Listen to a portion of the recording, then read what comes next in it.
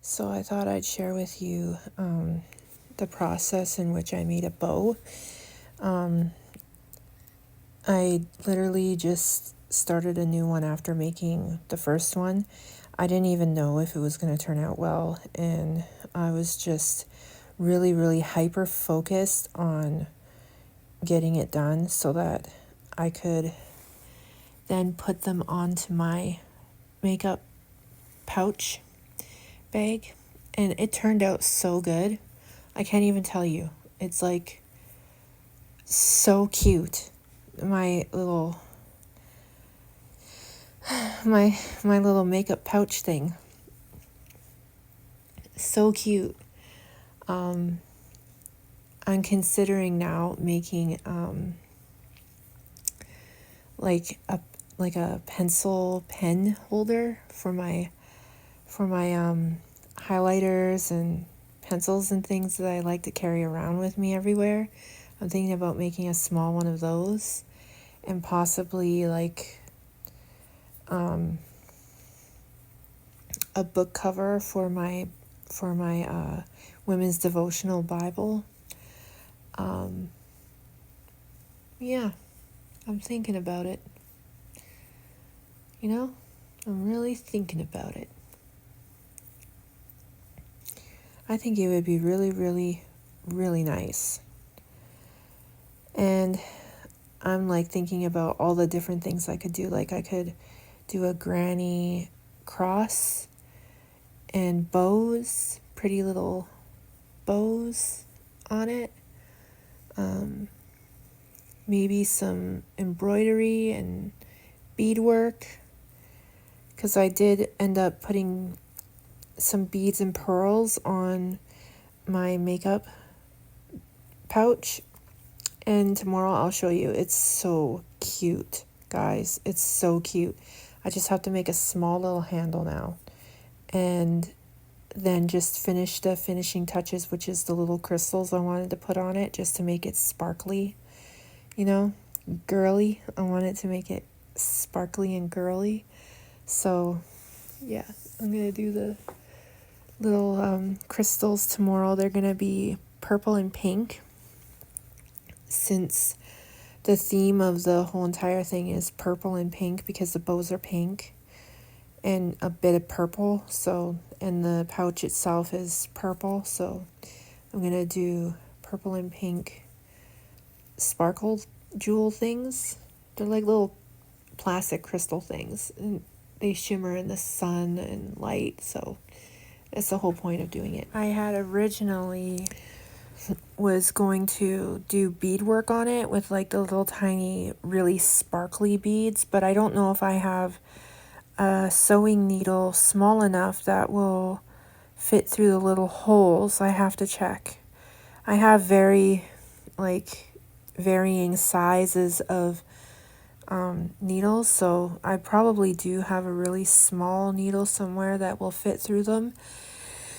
If that's the case, I might do the little beads and make it look like embroidered little bead flowers on it in different places. But I don't know, like that sounds like too much work. I don't know. I might just do the little gems for now, and then like maybe with a future project use those beads for something. I don't know. I haven't decided yet.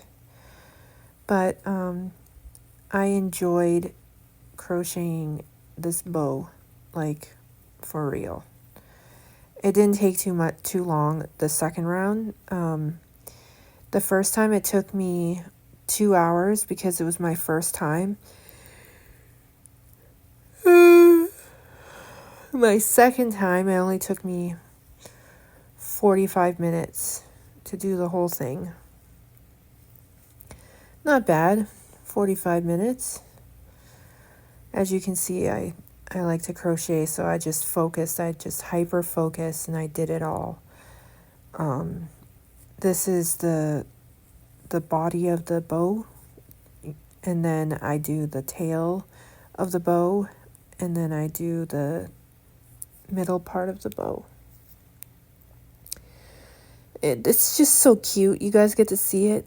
I think the second one turned out way better than the first one, because the first one I was just trying to get the crocheting down packed, and so when I did it, I was doing it slow, so I was getting it right, you know. And it worked out because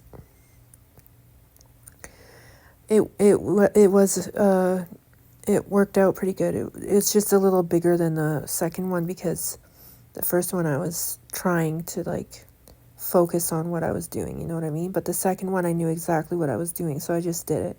It's kind of like when you have children and your first child, you're like really delicate and like, you know, very watchful and like scared of everything.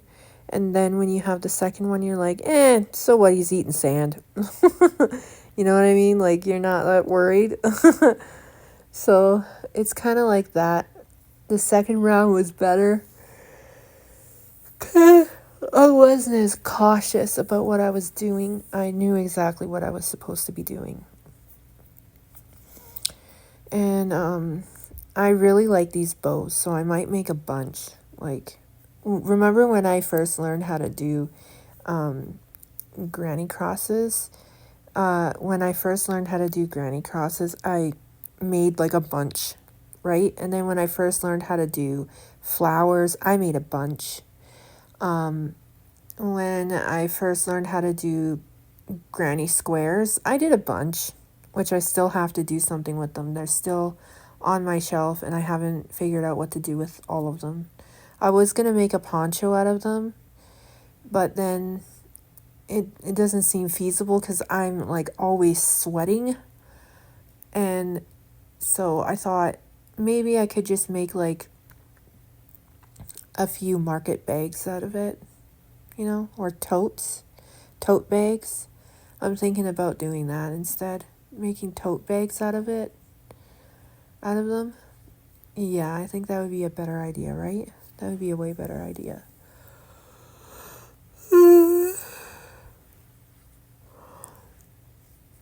I think so. That'd be a way better idea. Or I could just make a throw, like a blanket. I could make a blanket out of them. A throw blanket. Yeah. I think I might do that. I think I'll turn it into a throw blanket. That would be amazing, wouldn't it? Yeah. Okay, I'm going to do that.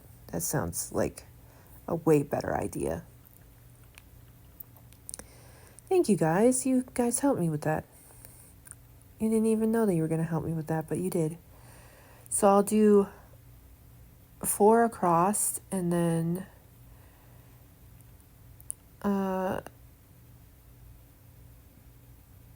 6 down, I suppose.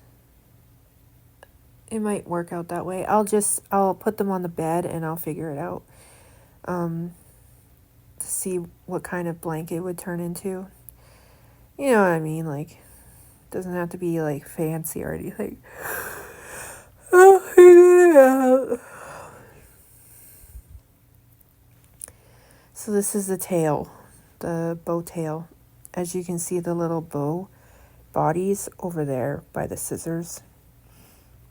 And now I'm doing the bow tail. The bow tail didn't take long at all because it's not that much. It's like, okay, so the bow body itself is 4 rows. Okay, so you have to do 4 rows of half a double crochet. So you do chain 32. You skip 2 stitches and then you start doing 1 half a double crochet 30 times, and then you chain 2 and then you do half a double crochet in the back loop only 30 times, and then you do chain 2, turn it over, and you do the same thing again for 2 more rows. So that's 4 rows, and then once you're done, you cut the yarn, you do that thing that you do where you secure it, and then you're supposed to count 15 stitches in and then put a stitch marker and then fold it in half and sew the back end together that's open, sew it together, and then bend that portion towards where the stitch marker is, and then using the same string from the back of the, I'll have to show you one day, it's very difficult to explain, but anyway, you're supposed to weave it through and then pull it tight, and then weave it through the back and pull it tight, then tie it, and then secure it, and then cut the string, and then you make the tail. You do the same thing, only you do chain 26, you skip 2, you do half a double crochet 24 times, then you do slip stitch in the last stitch, and then you do on the other end, you do chain 2 and then half a double crochet 24 times again, all the way over. Then you cut and secure the thread, and then you weave it through, and then you cut it so it's gone, and then you fold it into like a V, and then you get some extra thread or yarn, and then you sew it to the back of the bow. And then once that's done, which you'll see here, I'll be securing it in a second. I'm going to sew it to the back of the bow as soon as I'm done securing the thread and cutting it. And I'll sew it to the back of the bow, you'll see. And then I do the middle part, which is chain 11, skip 1 stitch, skip 1 chain, and then slip stitch 10 times, and then cut and secure the thread. Put it on a needle, and then you wrap it around the bow, and you secure it in the back by sewing it, and then making sure that it stays in place by sewing it through, and then, yeah, then I was done. Then I show you what it looks like. I'm sewing it on the back of the bow right now. It was so much fun making it, and I'm going to make them, I'm going to make a bunch. I'm going to do just a bunch, When I have free time, it takes no time at all. And I'm sure that if I keep doing it, it'll take me even less time every single time. It took me 45 minutes for the second one. It took me 2 hours for the first. 2 hours for the first, 45 minutes for the second one. I'm sure I can probably bump that down to 20 minutes. Especially when I know what I'm doing. So here comes the middle part. This is when I do the middle part.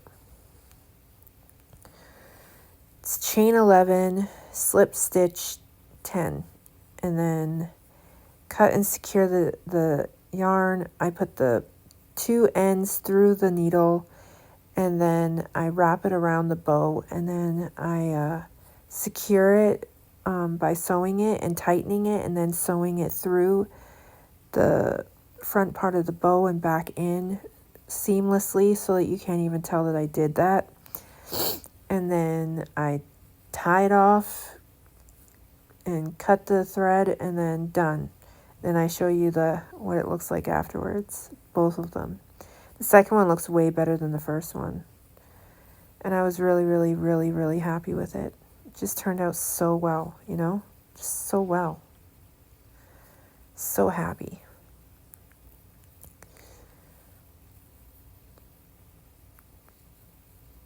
I have a hard time with these needles because I'm very blind, okay? So calm down. Calm down. I get it done. Don't worry.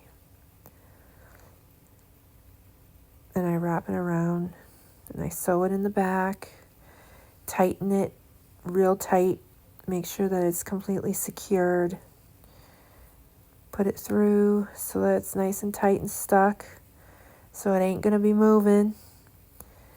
Then I tie it, then I cut it, then I show you, because it's really beautiful. Tie, there goes the tying. And then snippy snip, then I show you. It's so cute. They are so good. Look at it. Look at it.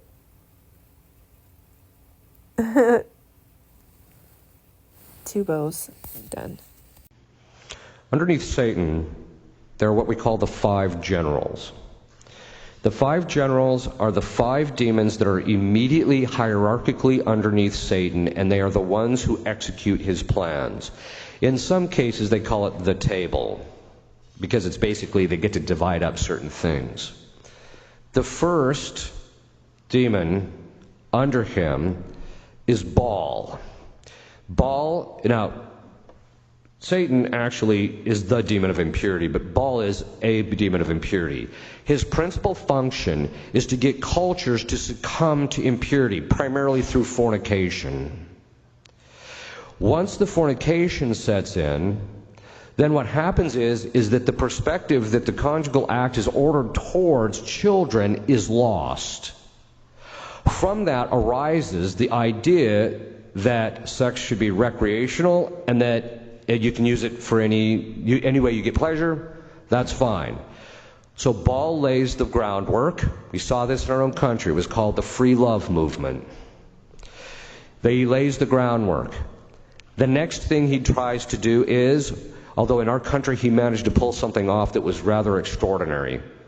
The next thing is after that, as we read from St. Paul, God delivers men and women up to their lusts, and men will start to want to sleep with men and women with women. After that, then what happens is the culture, the next three demons show up. The first is Asmodeus. He's the demon of homosexuality in men.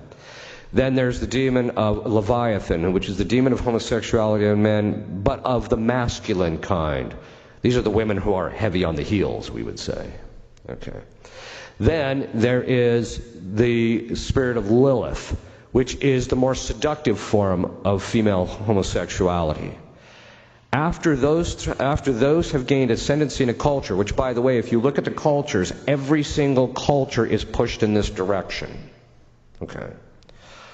So, historically, not just ours, but historically, this is always the progression. Once you have fornication, you end up with contraception, and then the upshot of that is homosexuality and then abortion. Baphomet is the fifth one, and he's the demon of child sacrifice, abortion. In our culture, think of this. They shot down the fornication laws, and so they delivered us into the hands of Baal. Then they had Roe versus Wade and delivered us into the hands of Baphomet. And then they allowed gay marriage, and so now our country politically is in the hold of the top 5 demons in hell other than Satan. They delivered us into their hands. That's where we're at.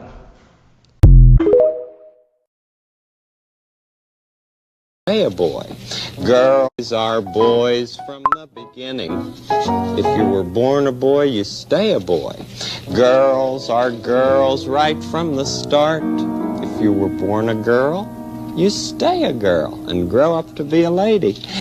Only girls can be the mommies. Only boys can be the daddies. Yes, sir. Alright, so this is just so far. I put the bows on in their places, and I added these to the string. Now I'm planning on adding these in random spots in a zigzag in the middle part where I made my own design. It'll be pink, purple, all the way around. I think that'll give it some girly flair, yeah? And then all I have to do is the little strap so that I can grab the purse or grab the little bag, put it in my purse. What do you guys think? Not bad, eh? Not bad. I really like my little makeup bag. It's adorable.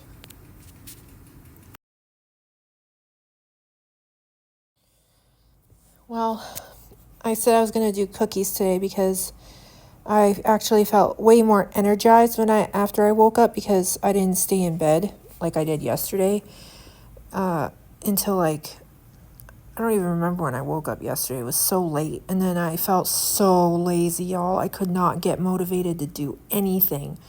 But today I got up around 8, and I was motivated by 10. So it was really, really good. I decided, well, I'm going to make some cookies because I feel really good. So I started to make cookies. And I'm glad I did, because the house smells so good now. It smells like sugar cookies. They just smell so good. However, while I was making them and waiting for them each batch, I started sweating really, really bad. And so I had to have the window open. And now I'm sitting here in front of the window because I'm literally sweating really bad. I don't know, guys. I think I'm in premature menopause. I'm having like those symptoms. I wake up soaked at night in my own sweat. I have like, I went and I looked up the symptoms, and there's like 12 symptoms, and I have every single one of them. Every single one of them. That's insane. I have all 12 premature menopause symptoms. Anyway, I think I mixed this batch way better than I've ever mixed a batch of sugar cookies. I'm not very good at, I wasn't very good at it a few years ago because I wasn't used to making like cookie batter. However, over the years, since I've been learning how to bake and cook and whatnot, I've been learning how to do things properly. And I think I did very well at making it because it was perfect. The first time I did it, it wasn't like this. They weren't like coming together at all. They were very like crummy and falling apart and stuff. They didn't stick together. And I know I didn't do it right the first time I made sugar cookies 4 years ago. But since then, I've made a lot of cookies and a lot of batter and a lot of everything. So I have become a lot better at this. And I'm just really, really, really happy that I can make cookies for everybody in the house. Hopefully they're not all gone by the time evening comes, because there's going to be a lot of people with stomach aches in the house. For real. You don't eat that many cookies. It's a lot of cookies, yo. And, yeah. Johnny's like, do you smell them? Do you know how hard it is not to eat all of them? And I looked at him, I'm like, dude, I haven't eaten a single solid in 8 years. Tell me about how hard it is not to eat.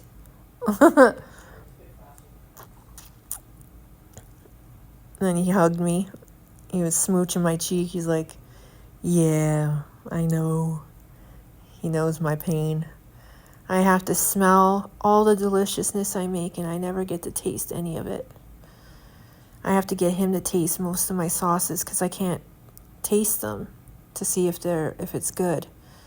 Same with like when I was making the filling for the cinnamon rolls, I had to get him to taste the filling so that I would know if it was the right texture, the right taste, if I put too much cinnamon or whatnot. And he's like, oh, I can't. I'm like, but I can't. You have to try it. You have to. Otherwise, I might make it wrong. And then he's like, okay. So he did.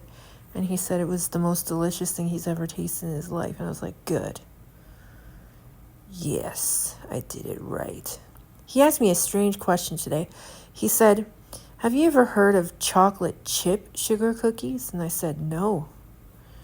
But then again, maybe, you know how you can get the cookies with the macaroons, the little macaroon nuts, and like the white chocolate? Maybe that's a sugar cookie. I wouldn't know. I can't remember the taste of it, though. It was so long ago now. But maybe, if that's the case, I can make white chocolate macaroon sweet sugar cookies. Definitely. It just felt like a day that I really needed to do some baking. You know what I mean? Sometimes you just gotta bake. Sometimes it's just gotta happen. You just need to do it. It's like one of those things that just has to happen sometimes, you know what I mean? Now that I'm done baking, I'm going to be getting on with the rest of my day, which is praying, reading, and preparing for our new chapter tonight. Because I did wrap up yesterday in today's new chapter. And I have to also finish organizing my little office space that I'm making at the kitchen table. I'm making a little office space over there, which is why I was trying to get this place organized yesterday. I'm trying to make a little office area for myself so that I can do my blogging and that kind of stuff, my studying, while the kids are studying. You know what I mean?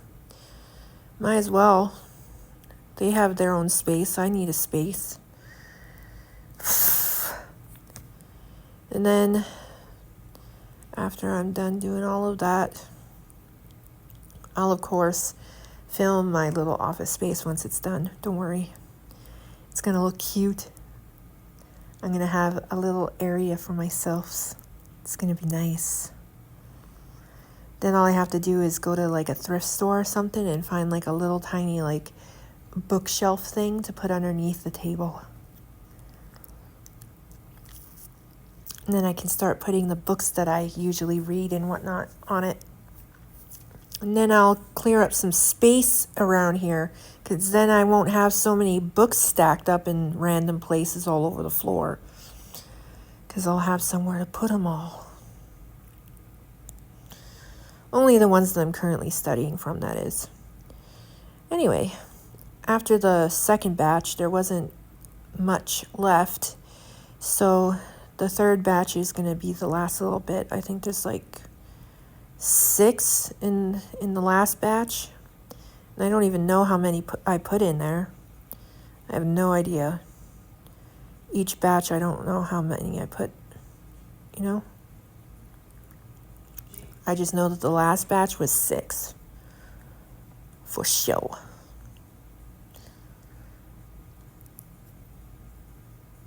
And then I decided to come in here and do this video up because I was just dying over there sweating too much. I felt like May last year, before we got the AC hooked up in here. Oh man, it was so bad. I was sweating so bad. I was literally drenched in my own sweat every day. I was uncomfortable wearing clothes. That's how much I was soaking everything. That's how bad it was. So I felt like that today. Like my whole entire back is soaked right now. So I'm just sitting here with the window open, hoping to cool down. And that other batch is almost going to be coming out soon. It's almost done. And that's the last batch for today. And then I'm going to go do a little short film of all the cookies together on the cookie rack. And then, and then I'm going to start trying to set up my little office area. And yeah, I just feel productive today. I just want to get things done. Even though I'm sweating. But that's besides the point. You know what I mean? So I thought I'd share with y'all my baking afternoon. It was such a nice little bake session. It only lasted about 45 minutes, which is okay. 45 minutes is good for baking. Oh, the last batch is coming out. Now I gotta go do my little film. Ooh, little film. After they're on the cookie rack.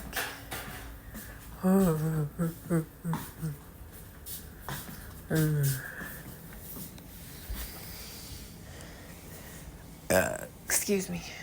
What? That was so terrible, I burped. Sorry, y'all. Sometimes when I get up, I have gas.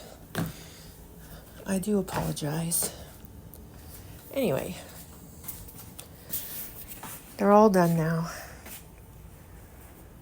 All the batches are done. Now all I have to do is put them on the rack. And then I can take a little video of them. But I gotta wait till they cool down just a tiny bit. I don't want to move them and then they crumble. You know what I mean? You guys know what I mean. Then it's time to start on my next project, which is my little office area. I need my baby's help finding a chair. That's it. That's all I need from him is help find a chair. I'm so tired. I'm not actually really tired, but I'm kind of tired. But I'm still quite motivated, so I'm going to go do this now. I hope you guys enjoy this video and the next video with the cookies.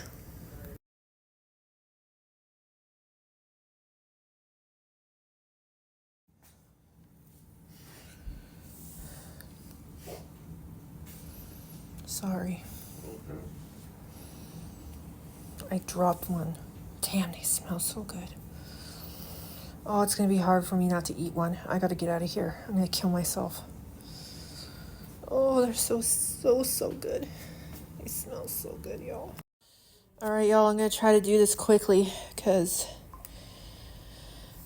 I got to finish my video for tonight because I'm going to bed super early because I don't feel good. All right, Titus 2:4-5. That they may teach the young women to be sober, to love their husbands, to love their children, to be discreet, chaste, keepers at home, good. A good woman is genuine, joyful, virtuous, valuable, I don't know what that, competent? Yeah, I think that's competent. Ready, kind, benevolent, merciful, hardworking, agreeable, pleasant, congenial, honorable, faithful, gracious, and wise. Good is as good does. James Hamilton described goodness like this. Goodness is love in action, love with its hand to the plow, love with the burden on its back. Goodness is love carrying medicine to the sick, food for the famished. Goodness is love reading the Bible to the blind and explaining the gospel to the felon in his cell. Goodness is love to the Sunday school class, or in the school, or on the way from home mission assignment. Whenever and whatever, still the same love. Following his footsteps, who went about continually doing good. Hamilton's words are formed around the admonition found in Titus 3:14. And let ours also learn to maintain good works for necessary uses, that they be not unfruitful. A person is what he does.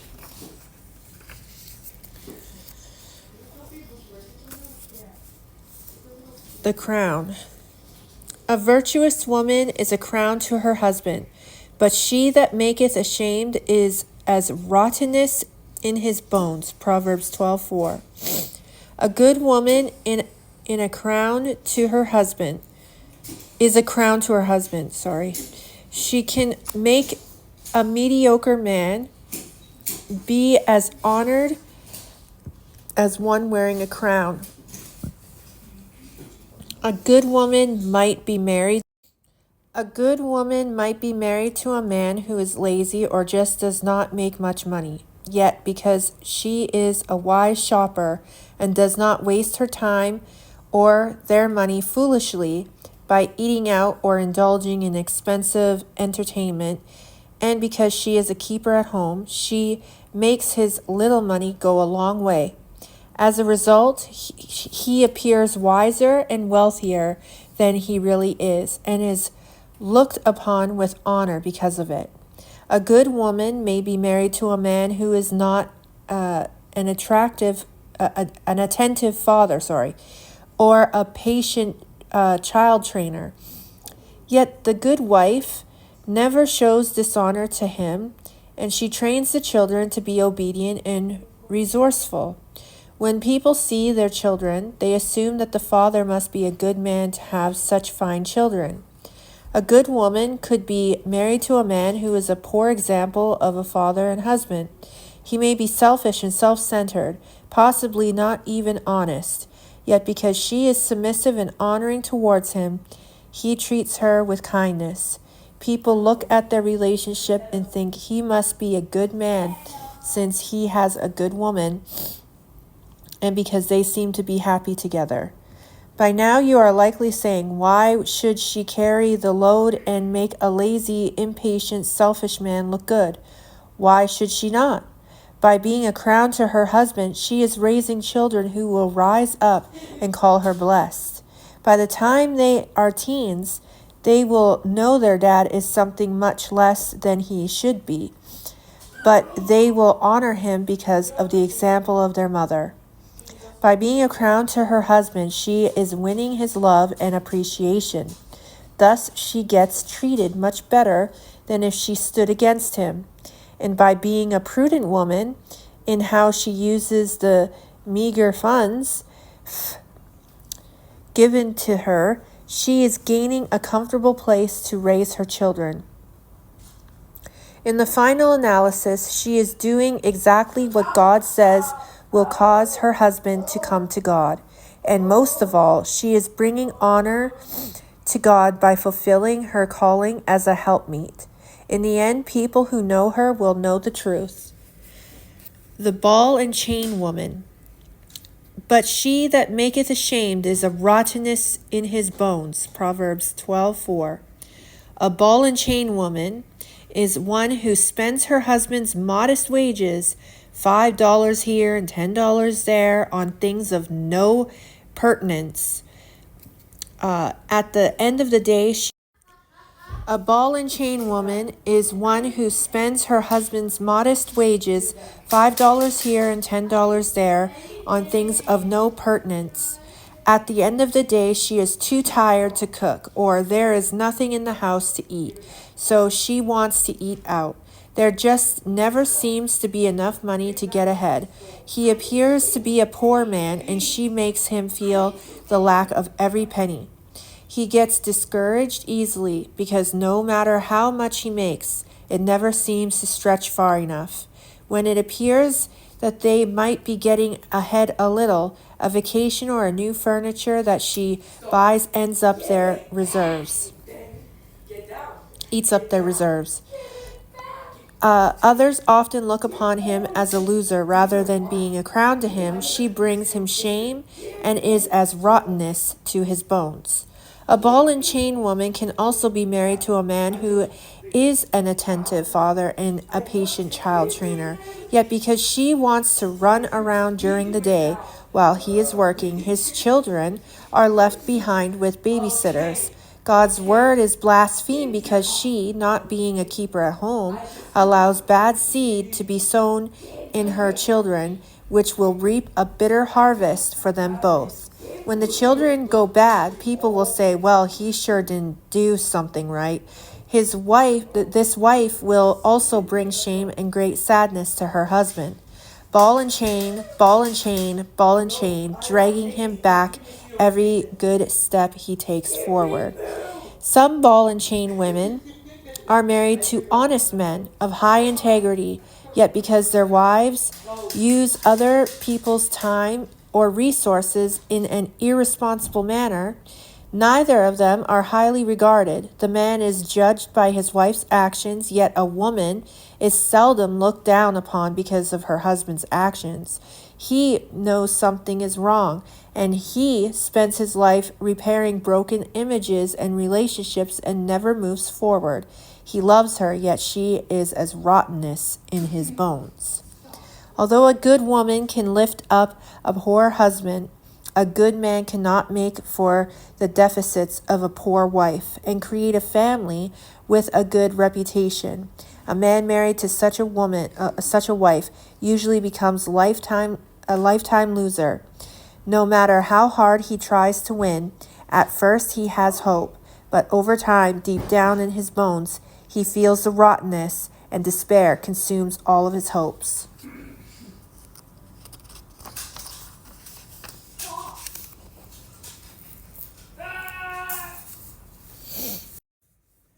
right in the line, lady. I admit that I buy prepared foods that are expensive and not healthful for us. But at least we don't eat out all the time. I don't run around leaving our children at sitters, but I do sit them down in front of a video now and then while I read a romance novel instead of investing that time teaching them how to cook or make doll clothes. A child left to himself bringeth his mother to shame. Proverbs 29:15. I would not dare be dishonest, and I think it is wrong for people to accuse me of wasting my time gabbing on the phone or sitting in front of the computer. A good woman is prudent. God tells us in Proverbs 19:14, and a prudent wife is from the Lord. Dear Mrs. Pearl, I am so tired and discouraged. I feel as though my husband just doesn't love me or care for his family as he should. The house is falling apart. The yard is full of trash. The last straw is that the sink is leaking so badly that the floor under the sink always stays wet. He is quick to help anyone who calls for help, but to get anything done around here is impossible. Last night, we had a big fight because of the screen door. It has a big hole in it that I asked him to fix months ago, and it is still not fixed. Then some old lady called and needed her car started, and he up and left to help her. What is wrong with him? Why can't he see his family should be first? What should I do? Vicky. Dear Vicky, before I answer your question, I want you to take the following test. A standard dumb cluck test. Does natural healing not grab your attention? Have you neglected to check out what vaccinations might do to your child's health? Have you considered what store-bought prepared cereal has in it? Do finances and business matters confuse or bore you? Are you satisfied with knowing who's who in Hollywood but really don't care a fig's worth who is deciding the fate of your children's future in the world events? Do you love fiction romances, but find books that will teach you practical knowledge a drag? Have you ever checked the oil in your car? Can you use a hammer, saw, tape measure, and a screwdriver? Well, are you a dumb cluck? You might be asking what that has to do with your lazy husband more than you think. Vicky, you asked me what should I do? You should get off your easy chair. Vicky, you asked me, what should I do? You should get off your easy chair and learn to do a thing or two. Any good woman should be able to fix a screen door. Plumbing is not so hard either. I have fixed several broken pipes in the dead of winter and replaced at least 2 toilets. There are some good books at the library that you will find helpful for those things. If a man can do it, why can't a woman? It doesn't take great strength. You are the keeper of the home, are you not? The yard is certainly not his job. Get off the couch, go outside with the children and start cleaning the yard. You will be shocked at how much good training the children will acquire, and he will appreciate you when you show some initiative. Furthermore, you are missing many great opportunities to teach the children some practical skills, as well as to provide them with character-building experiences. Do the home projects one at a time, discussing each step with the children. Let them do what they are capable of. Have fun doing it. A man works all day long and comes home to a messy yard, dirty house, leaky faucet, and a lazy, complaining wife. He sees so much that needs to be done and just feels overwhelmed that he is apparently carrying the whole load himself. He feels as though he became a slave when he married. He doesn't have a helpmeet pulling her share of the load. He has a cranky, demanding leech sucking him dry. So when a call comes from the little old lady in distress, of course he will drop everything and run. She will smile sweetly at him and tell him how much she appreciates him when he gets her car running again. It will be a job finished, and he will feel good about himself. If he stayed at home and fixed the screen, the faucet would still be leaking, and you would still be unhappy. He was not created to be your servant. You were created to be his helper, so get to it. Learn to make yourself useful. I have found that when there is a job too big for me, if I at least start it, my husband will see that I am in over my head and will step in and finish the job.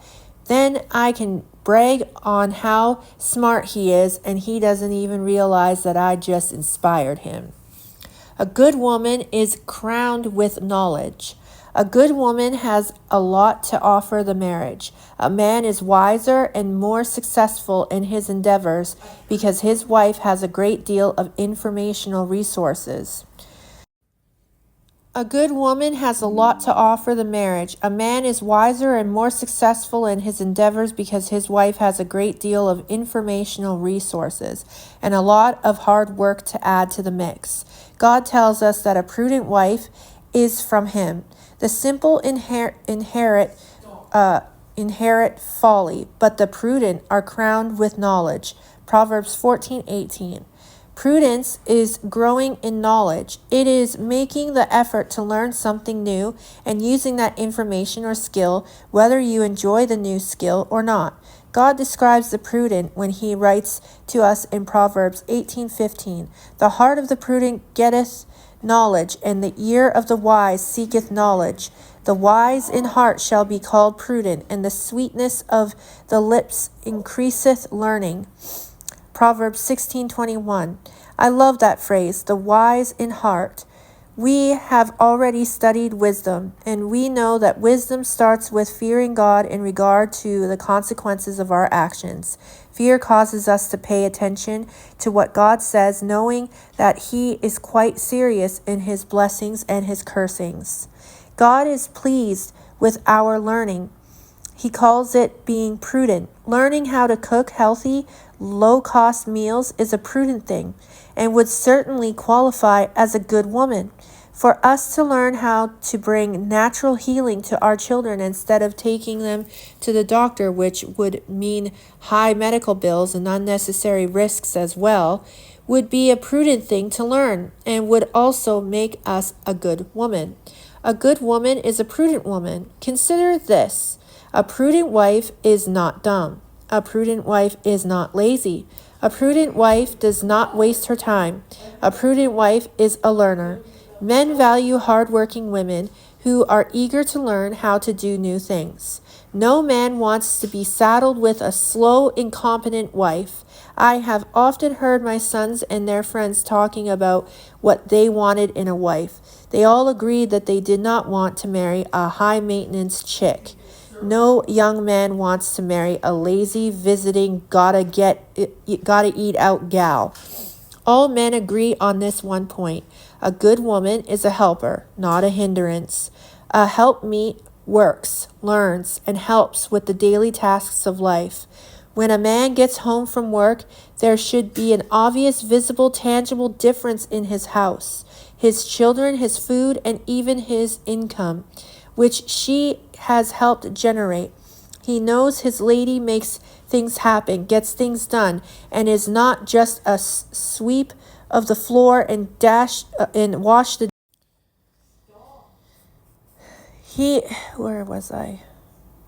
A helpmeet works, learns, and helps with the daily tasks of life. When a man gets home from work, there should be an obvious, visible, tangible difference in his house, his children, his food, even his income, which she has helped generate. He knows his lady makes things happen, gets things done, and is not just a sweep the floor and wash the dishes gal. She is a true entrepreneur and initiator. Perhaps you have heard a man say on occasion about some other man's wife, he's got a good woman. If you ask that man to define the woman he referred to as good, he would be describing a Proverbs 31 woman. It is general blueprint of how a woman seeking to honor God should fashion her life. It is the kind of woman a man most admires. Reflecting on good. But the fruit of the Spirit is love, joy, peace, long-suffering, gentleness, goodness, faith, meekness, temperance. Against such there is no law. Galatians 5:22 through 23. Goodness is a fruit of the Spirit. Our goodness should first be directed towards our family. Traits of a good helpmeet. A helpmeet helps. The good lady is a doer. She is busy serving others. She serves her husband first, her children second, others next, and herself last. She is genuine and well disposed. She looketh well to the ways of her household, and eateth not the bread of idleness. Proverbs 31:27. Make a new habit. Keep on hand informational books on health, gardening, cooking, child training, and other teaching aids.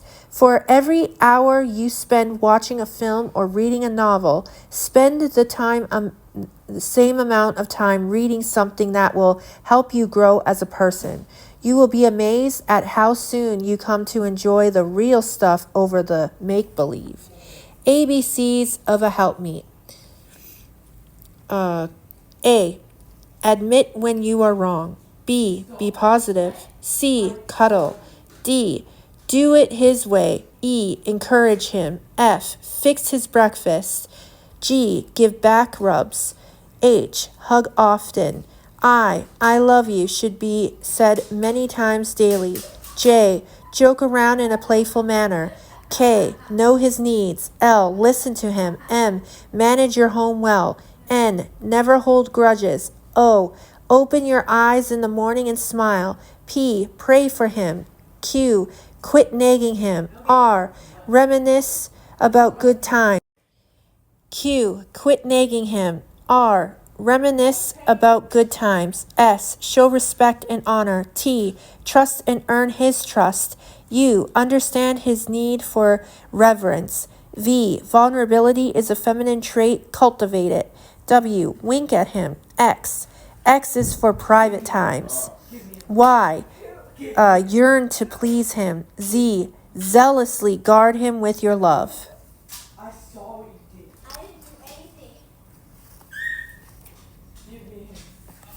All right, y'all. Let's do a little discussion about this, and then, yeah, hold on. All right, guys. So let's have a little chat about this. So this one is a really good one because it goes into what's going to be happening this week. I have to go shopping this week, and you guys know how I talk about how resourceful I am quite often in my stories, and I try to help other women be just as resourceful and as prudent with finding ways of saving money and getting things done. So here's the thing, guys. I'm going to tell you straight up. You're probably not going to like it, but whatever. Most people don't like when I talk about this kind of stuff because it makes them feel inadequate, but whatever. Can't really help what other people feel, right?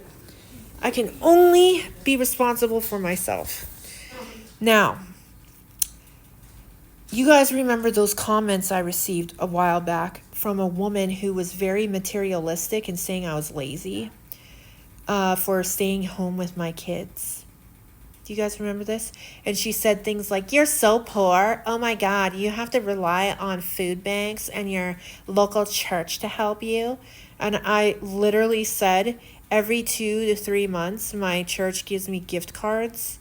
And when it's really bad, which hasn't been for 4 months now, I go to the food bank. I don't go to the food bank unless I have to because I know that there are more needy people out there and I'm not going to go up there and get unnecessary things that I'm not going to use.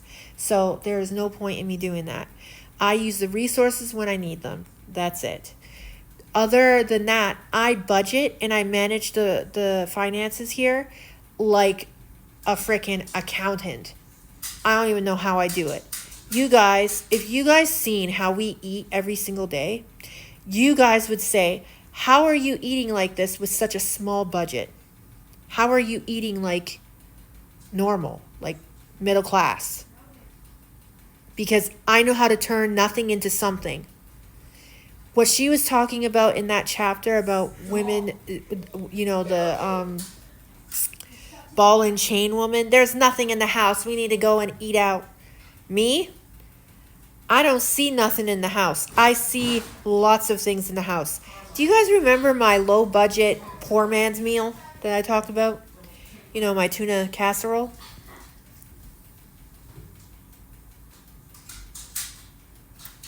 I have way more than that. So, other things that I used to eat when I was growing up. A poor man's breakfast is toast with butter, if you have any. Toast with butter with beans on top and a piece of fried bologna. Toast and butter, beans, fried bologna on top. That was a breakfast when I was growing up. And you know what? We loved it. We ate that like it was pizza. It was so good. So good. Another thing we used to do, which you guys probably would remember from whatchamacallit?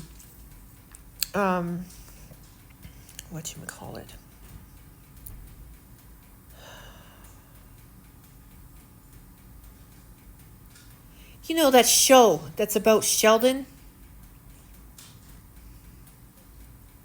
from Big Bang Theory? Sheldon? He's a little boy. Anyway, we used to do that too. Kraft dinner with hot dogs chopped up in it. We used to do that too. Yum, yum. That was delicious. Oh man, I remember all those good things we used to eat growing up. All the poor man stuff. Sometimes even, oh man, one time I gave it to Johnny and he almost literally fainted from pleasure. Kraft dinner and chili.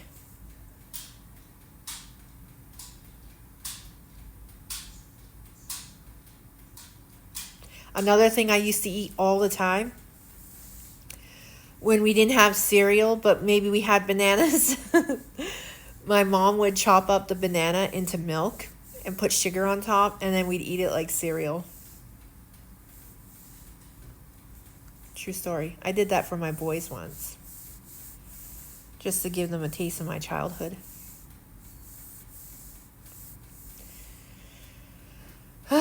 Another thing I used to do, because it was really cheap, was buy bagels, iceberg lettuce, and Kraft single cheese. And I used to put the lettuce in between the bagel with butter and mayo and cheese, and then I'd put it in the microwave for a minute and let the cheese melt all over it, chop it in half, and eat it.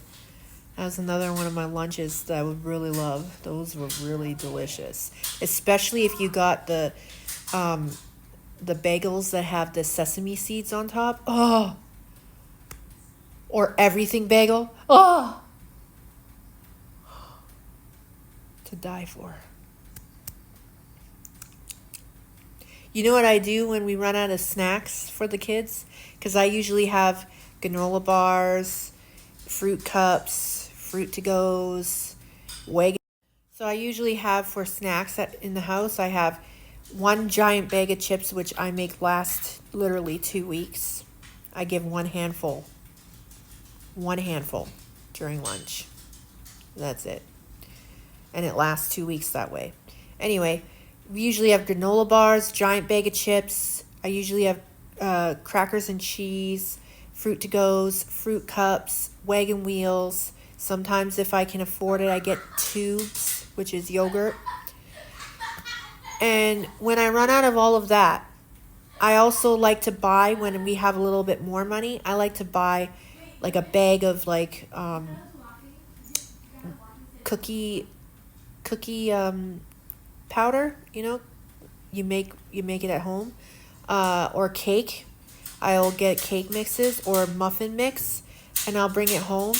And when we run out of snacks during the really rough months, I'll make one of those. I made the cookies today, the sugar cookies. Yeah, we still have lots of snacks, but I wanted to make something. I wanted to bake something in the oven. I felt so good. And now I feel really sick. I don't know what's going on. It feels so gross.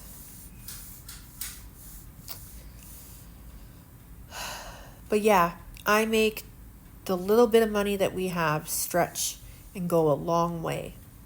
I budget for every single thing. Everything. First things first, rent and bills. Then after that, I budget for what we can afford, and if we can't afford to get a lot of stuff that we need, then that's when I have to go to the food bank or I ask my church for help. Either or, but I haven't had to do that in a while. So, I've been doing pretty good with the little bit that we've been getting. I've been doing really well with that Flip app. Since I've been using the Flip app again is why we don't really need to go to the food bank, because I was using the Flip app when we were in the lower mainland and we was saving lots of monies all the times. I'm saving lots of money using that Flip app. It's a good resource, y'all. You get your coupon clips out, yeah? You don't need to go looking through no newspapers anymore. This is the 21st century, yo. You can coupon clip in an app. Flip app. Get you the Flip app. And I suggest going to places that give you point reward system. The best one in our country is Superstore. You can make a lot of points. Good points reward system. Superstore here in Canada has a really good points reward system. So you spend money, and whatever is in your offers for that week, and even in the Flip app, they offer you some points on certain items. One time I had some items that for every dollar I spent, I would get 3,000 points. Okay? And so it was amazing because I walked out of there with $50. $50 in points to use next time. You know? Last time we went, I had $25 to put towards my next purchase because of the points I made last time. This is what I'm talking about. These are really good resources. They give you back points and you use it as money in the store. Yeah? It's good, right? Yeah. That's some prudent resourcefulness right there. And I don't have a lot of stuff. This, gifted to me, was $150. I'm still ashamed that that person spent that much money on me as a gift. I also got a $150 pair of sandals that are so fancy. They're real leather, and I'm scared to wear them because I don't want to ruin them. I have another fancy jacket that looks like it was at least $200 that somebody gave me for Christmas. My best friend gave me a bunch of scarves because she knows I use them to wrap on my head during Mass. She gave me a bunch of scarves. I really like those. She also gave me some ornaments to put on my altar, which was really nice. My mom gave me that angel that's where my daddy is. Shirley gave us the Holy Family that's on my altar. Sister Olive gave me that crucifix that's over there. What else? There was something else I got given to me that was...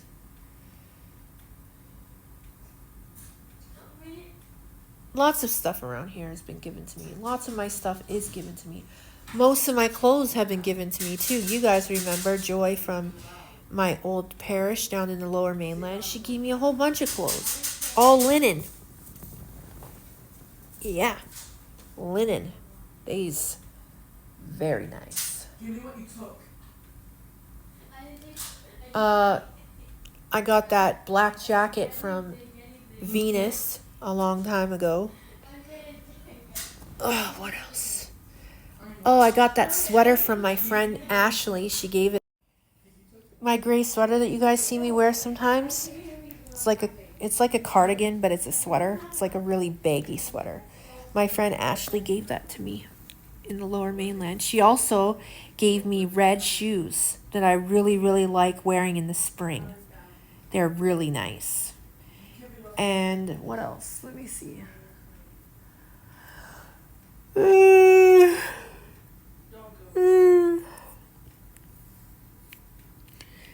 you guys know, I always explain to you and show you. And like more than half of my rosaries were given to me. I think I only bought like 3 or 4 of them that are up there. Literally. The others were given to me. Crazy, eh? Yeah. True story. Anyway, that's being prudent. I don't just go spending money. I used to, long time ago, like 8 years ago, I used to go to Starbucks every single time I had $5. I'd go to Starbucks. And then I quit Starbucks in 2019. It was really hard. I did. And then after that, I just stayed home making coffee at home. Then I got back into having tea, so I didn't drink so much coffee.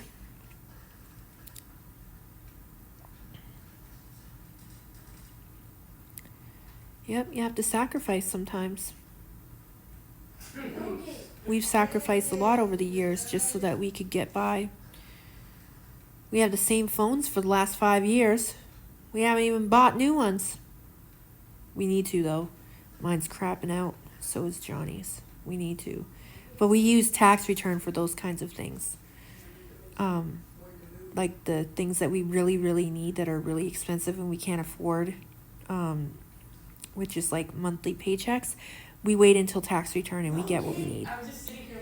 So we gotta wait till we do our taxes, which will be soon, this month or next month. Excuse me. But that's wisdom, y'all. That's some wisdom.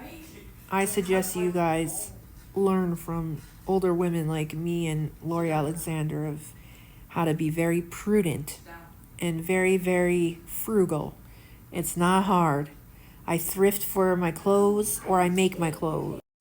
Anyway, well, I forgot what I was saying. What was I saying?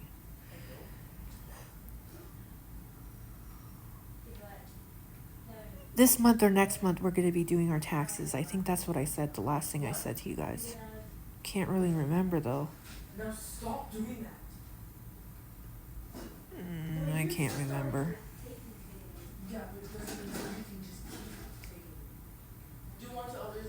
Anyway, I think you guys should learn from older women like me and Lori Alexander about how to be prudent and frugal, because it'll help you a lot. I either thrift for my clothes or I make them at home. I sew it. I want my feet to have True air. story. Get back upstairs. I want my feet to have air. Excuse me, sorry. Anyway, I'm gonna head off now because I gotta go to bed early. I don't feel that great today. I hope this was a good chat. We'll talk about this more because I have things to share with you about like budget-friendly things and lots of stuff. This week is going to be lots of fun because I have tons of things to share this week about this, okay? So, love y'all. Good night. Sleep tight. See y'all in the morning. I'm going to be doing French toast in the morning, so I'll be up early. God bless. Later for now. Good night.